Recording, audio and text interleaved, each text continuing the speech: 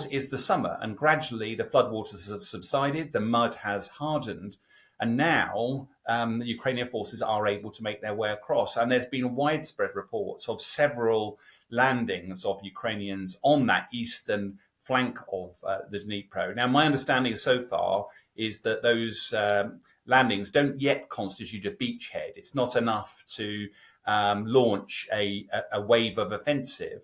But undoubtedly, that's the furthest distance away from Russia logistics resupply. It's the most difficult area for Russia to reinforce. And undoubtedly, it'll be putting questions in the mind of Russia, because if Ukraine can get across the Dnipro, all of a sudden they're bypassing these minefields, the trench systems and the like, and potentially could run riots there. We've seen the city of Lviv has been struck with cruise missiles, actually near the border with NATO member Poland.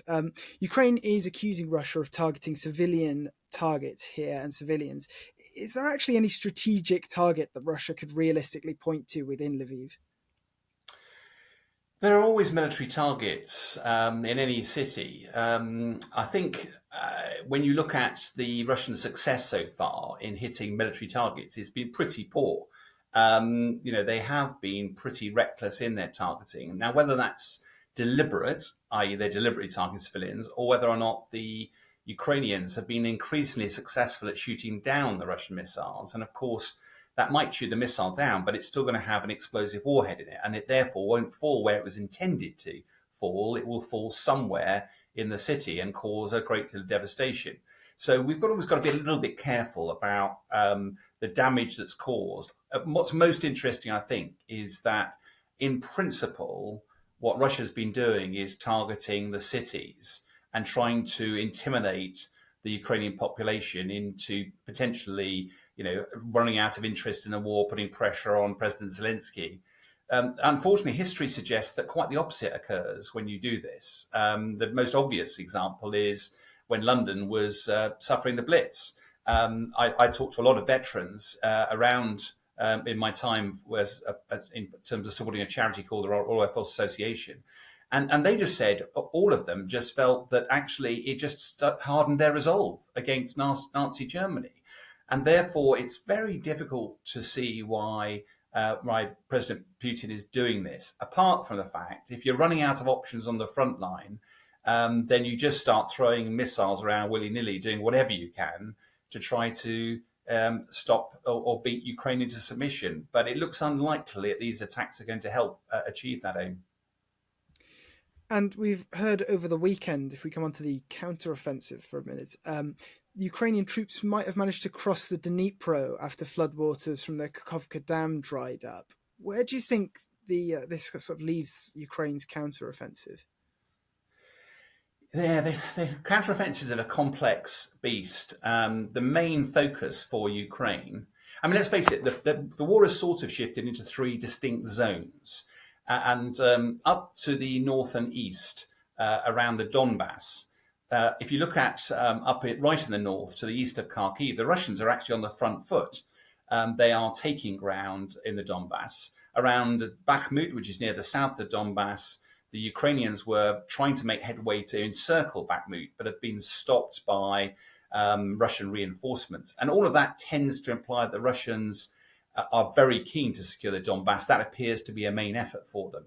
The second area is down to the east of Zaporizhia, which is where that long front line, euphemistically we call it the land bridge, where there are literally hundreds of kilometers of trench systems, of dragon's teeth, these pyramids of concrete, and extensive minefields. And it's a big if, but if Ukraine can make a breakthrough there, make it down to the coast, they could liberate a lot of territory and quickly, although they haven't made much progress of yet. And then the third front, which is all the way down the Dnipro, was the western flank of the Russian forces. And the reason they flooded the river by blowing the Kakhovka Dam was to deny Ukrainians the opportunity to come at them from that flank.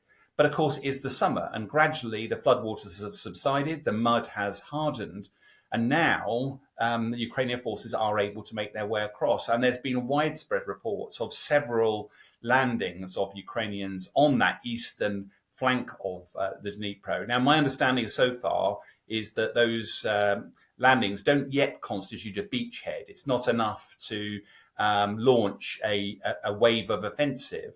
But undoubtedly, that's the furthest distance away from Russia logistics resupply. It's the most difficult area for Russia to reinforce. And undoubtedly, it'll be putting questions in the mind of Russia, because if Ukraine can get across the Dnipro, all of a sudden they're bypassing these minefields, the trench systems and the like, and potentially could run riots there.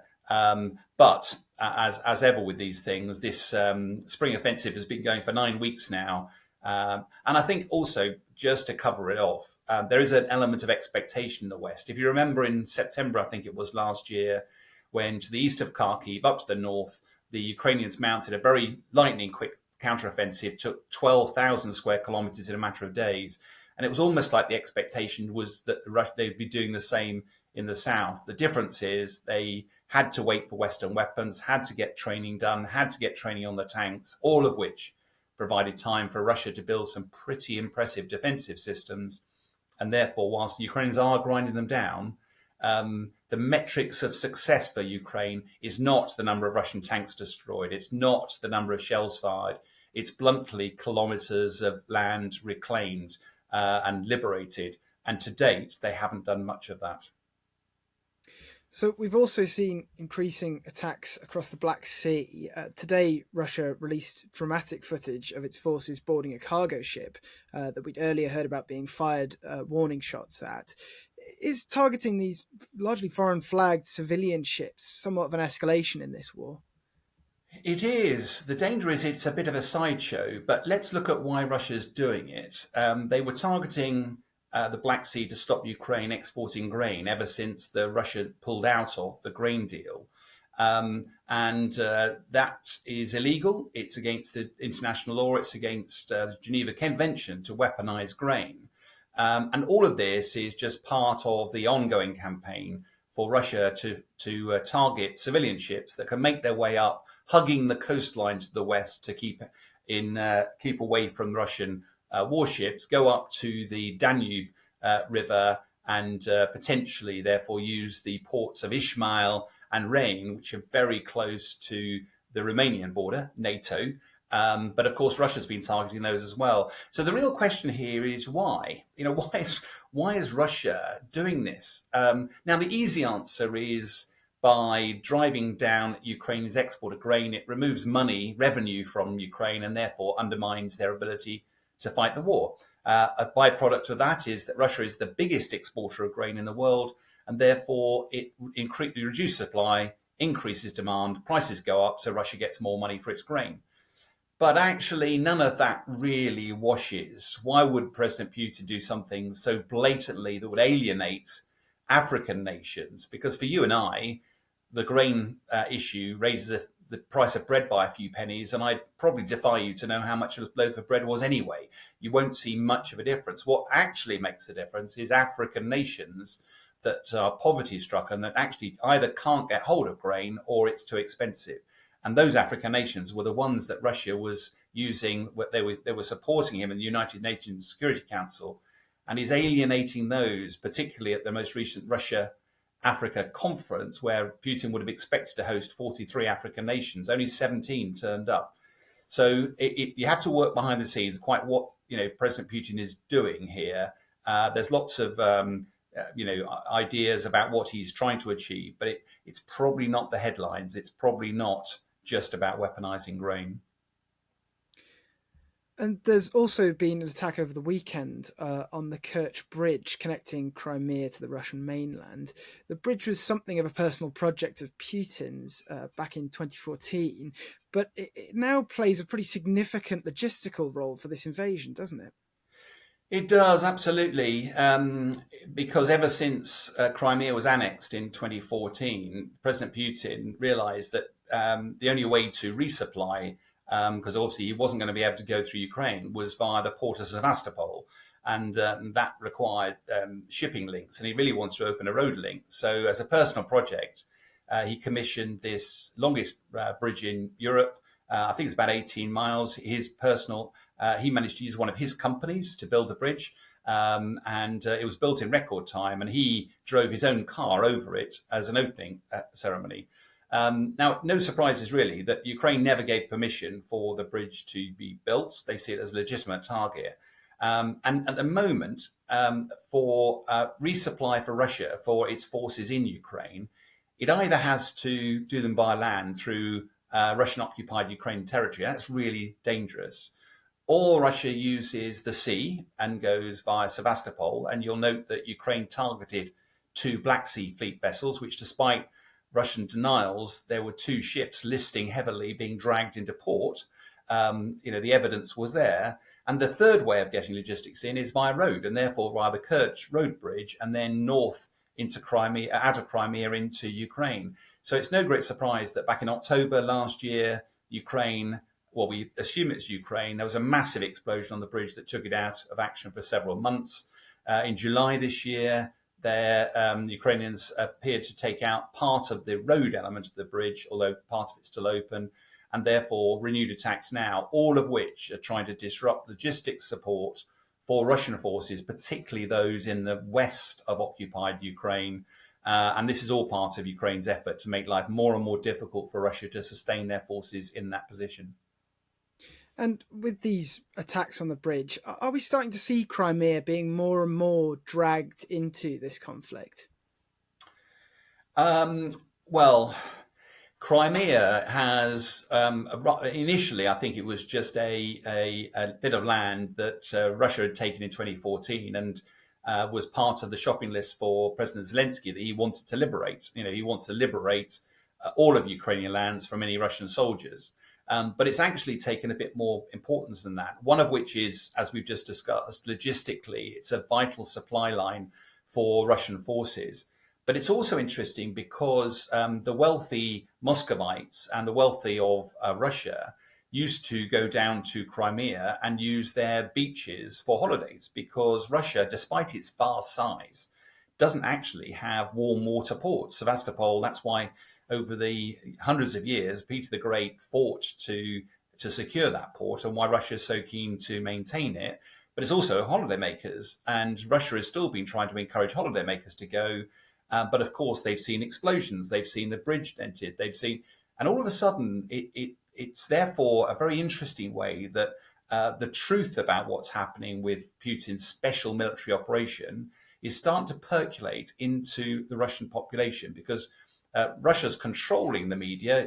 It's telling its people a whole bunch of lies about what's going on. But if you're actually on holiday and seeing it firsthand, it's very difficult to forget those images. And there's been huge queues building up as people try to flee Crimea. So Crimea started to take a whole different significant place in this war, not just militarily, but also as part of the information war that's associated with it. So the UK's Ministry of Defence issued an update on the offensive, highlighting that Chechen leader Ramzan Kadyrov's troops are operating in the south of Ukraine. In fact, an article in the Times yesterday had reports of a shootout between Chechen troops and Russian forces. Do you think Russia and Putin might be worried here of a repeat of the Wagner mutiny? I think what's fascinating about this story, whatever the truth of it, we have to be careful about what we know and what we don't know. But what we do know is Putin has relied heavily on mercenary forces, not only to fight the war in Ukraine, but also for influence around the world, particularly in Africa. Now, the problem with mercenary forces is they don't serve their country and their leader. They serve for money, and whoever pays the highest is what they follow them.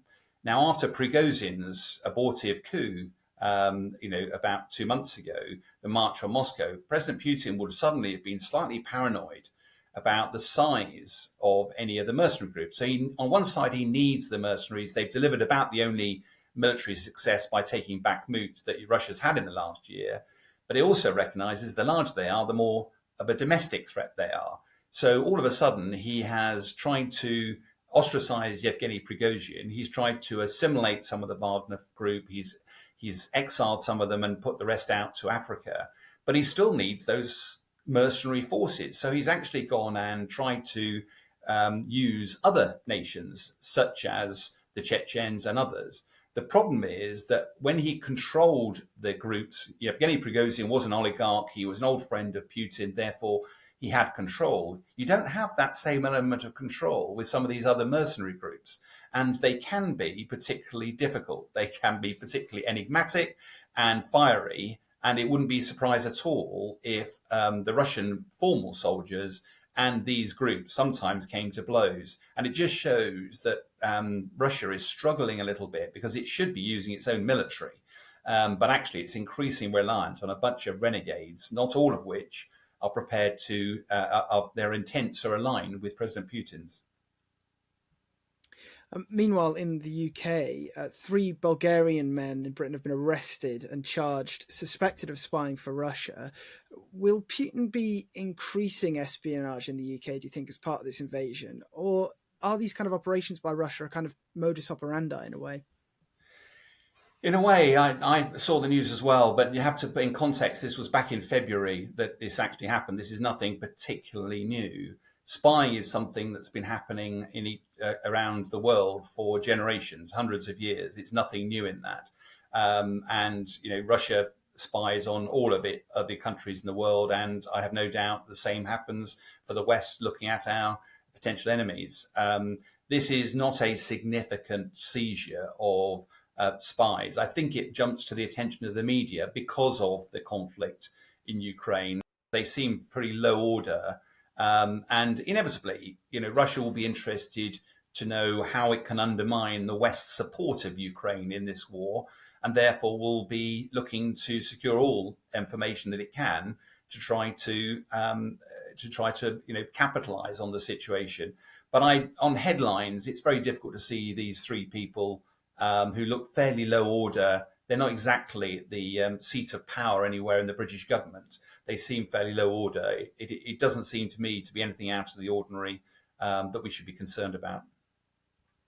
And elsewhere in the UK, yesterday morning, a Russian Tu142 aircraft was escorted by UK jets near Scotland.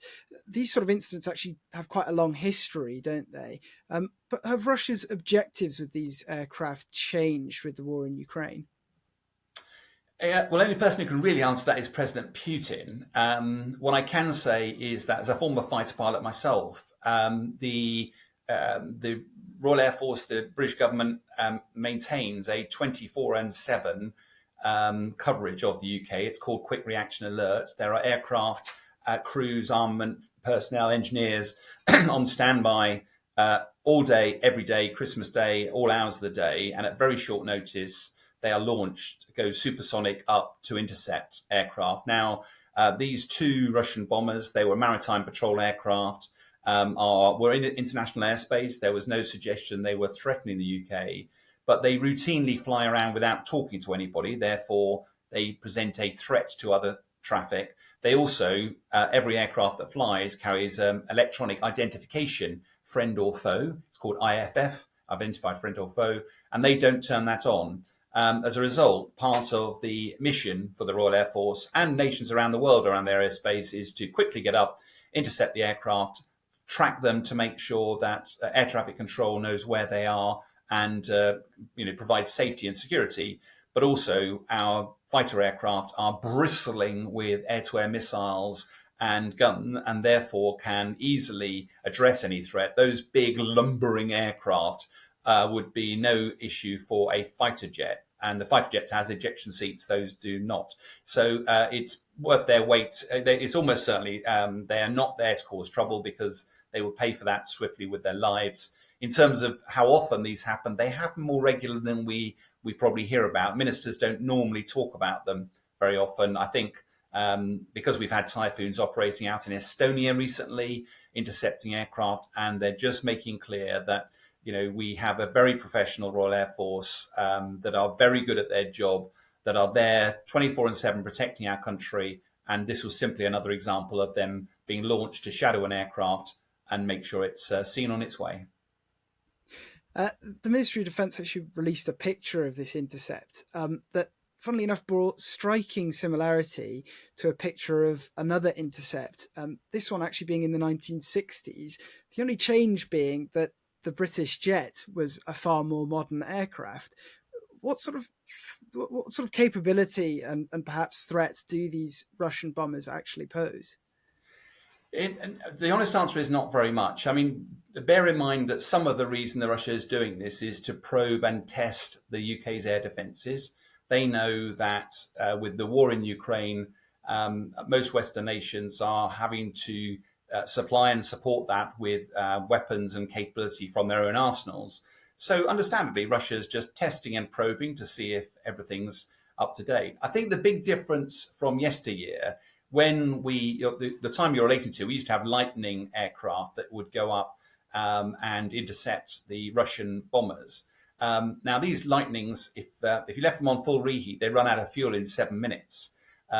So they were rocket ships, but you desperately need an air-to-air refueling tanker. Whereas the modern Typhoon is much more economic. It's much slicker. It's much faster. It's got much better radar. It launches with an air-to-air refueling tanker as well, so it can stay up there almost indefinitely. The other thing that's different, I think, is that in the good old bad old days, the way to identify the aircraft, you had to go underneath the aircraft. The Russians used to have a number written on the bottom of the aircraft. And at night, the only way to read that number was to go pretty close underneath it, like the burners, like the afterburners, which would light up the underside and then jot down furiously on your notepad what the number was.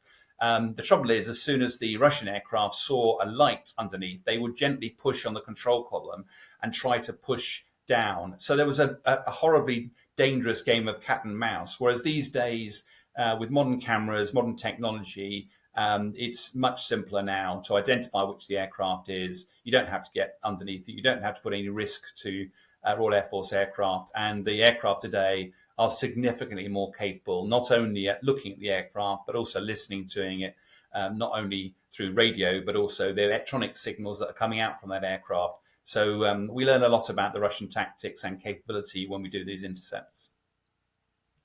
And to finish, we're seeing that sanctions on Russia are perhaps starting to bite. The country's currency dropping to around 101 rubles to the dollar.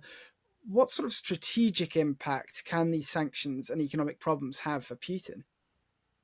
Yeah, I mean, we stray outside my sort of military swim lane here, but it is wars are either fought on the battlefields or you target your enemy's will to fight. Now, all of this stuff about targeting Moscow with drones and sanctions is all trying to target Russia's will to fight. You know, the explosions in the financial district of Moscow didn't do any significant damage, but you just imagine that was the Shard in London. That would put the fear of God into you and any Londoners around. So it's designed to have an effect. Likewise, sanctions are starting to bite. They're starting to erode. Now, Putin will still export oil and gas, but most of his power base is made up of oligarchs, Russian multi-billionaires who've made their money on the back of trade and commerce.